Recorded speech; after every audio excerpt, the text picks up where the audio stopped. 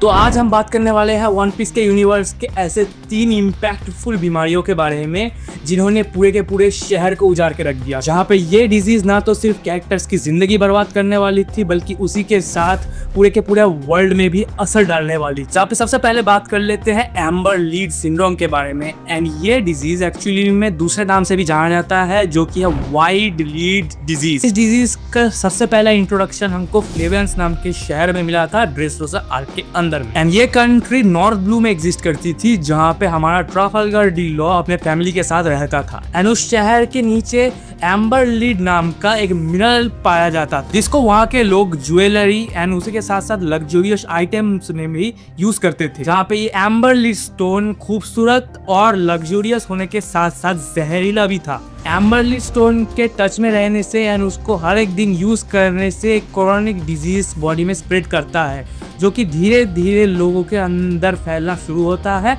And आगे जाके वो लोगों को मार देता है। एंड इस डिजीज का एक भयानक बात तो ये है कि अगर इस किसी को ये डिजीज हो गया तो वो नहीं बचेगा क्योंकि इस डिजीज का कोई क्योर वर्ल्ड में एग्जिस्ट ही नहीं करता। ट्राफल्गर डी लॉ से लेकर उसके शहर के हर एक इंसान को ये डिजीज की वजह से सफर करना पड़ा था। अपने आप को बचाने के लिए लॉ ने बहुत सारे डेड बॉडीज का सहारा लिया एंड उसके नीचे से एक शहर से दूसरे शहर तक ट्रैवल किया जहाँ पे ये डिजीज एक सिंबल बन के रह जाता है कि ग्रीड और करप्शन हर किसी के अंत का वजह बनता है। हमारे सामने अगला डिजीज आता है सैफायर स्केल डिजीज। एंड ये डिजीज हमारे सामने रिसेंटली एपिसोड्स के अंदर ड्रॉप किया गया है। एंड इस डिजीज का मेन विक्टिम 2 लोग थे।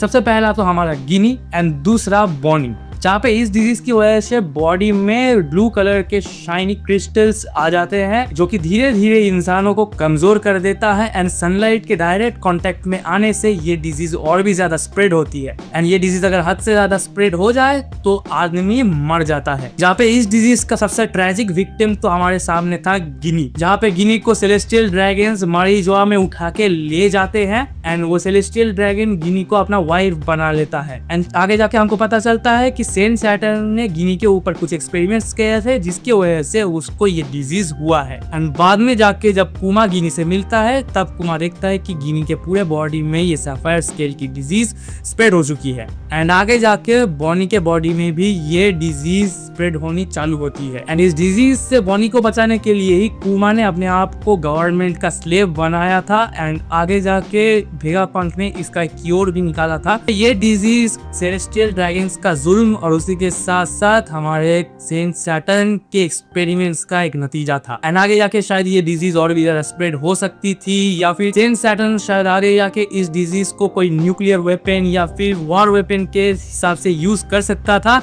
लेकिन वॉर वेपन से यूज करने से पहले हमारे सेंट सैटर्न का तो सायनारा हो गया। जहाँ पे कसम से मैं बता रहा हूँ ये सेलेस्टियल ड्रैगन्स का कॉस्प्ले अगर किसी को मैंने करते हुए देख भी लिया ना तेरी नौकरी खा जाऊंगा। तीसरा और सबसे डेंजरस डिजीज आता है आइस ओनी डिजीज। एंड ये डिजीज बहुत ही ज्यादा खतरनाक है क्योंकि ये एक मैन मेड वायरस था। ये वायरस हमको वानो कंट्री के ओनिगाशिमा आर्क के अंदर में देखने को मिला था। अगर ये वायरस किसी के ऊपर अफेक्ट करता है तो उनका बॉडी टेम्परेचर बहुत ही रैपिडली लो होने लगता है एंड आगे जाके वो लोग मर जाते हैं। एंड अगर वो लोग किसी दूसरे के ऊपर हमला करते हैं चाहे वो फ्रेंड्स हो या फिर दुश्मन हो तो उनको भी ये डिजीज अफेक्ट कर लेती है एंड उनका भी सेम हालत होता है। जहाँ पे ये वायरस छूने से ही स्प्रेड होता है जिसकी वजह से ये वायरस का चंगुल में बहुत सारे लोग वानो कंट्री के अंदर में पड़े थे। एंड ये वायरस बायो वेपन की तरह वॉर के अंदर भी यूज किया गया था। हमको ये देखने को मिला था कि ये वायरस कितना ज्यादा टॉक्सिकेटिंग हो सकता है एंड अगर इसका क्योर चॉपर नहीं ढूंढता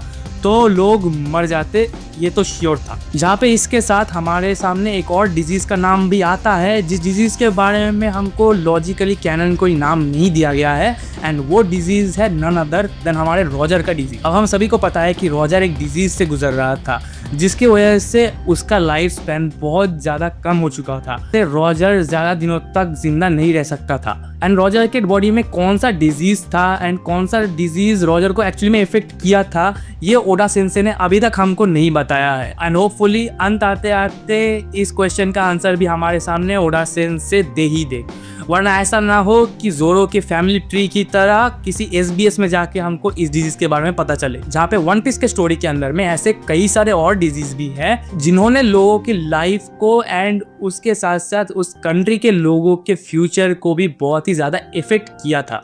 लेकिन उन सारे डिजीज़ के बारे में हमको छोटा मोटा करके ही हिंट मिला है। एंड एक और डिजीज़ दिमाग में आता है जो कि एक्चुअली में कोई डिजीज़ तो नहीं है, लेकिन एक साइड इफेक्ट है एक एक्सपेरिमेंट का, एंड वो है हमारा स्लाइम फ्रूट का एक्सपेरिमेंट। जिस स्लाइम फ्रूट को बनाया था सीजर क्लाउन ने, एंड इसके साइड इफेक्ट की वजह से जो भी लोग इस फ्रूट को खाते थे या तो उनके पास डेविल फ्रूट्स की पावर आती या तो वो लोग जिंदगी भर हंसते ही रहते। एंड हमको पता है कि वानो कंट्री के अंदर में इस एक फ्रूट में कितना ज्यादा केओस मचाया था। तो इसी के साथ मैं अभिजीत आप सभी से विदा लेता हूँ। मिलते हैं नेक्स्ट वीडियो में। सो तब तक के लिए सायोनारा एंड आरिगातो गोजाइमास।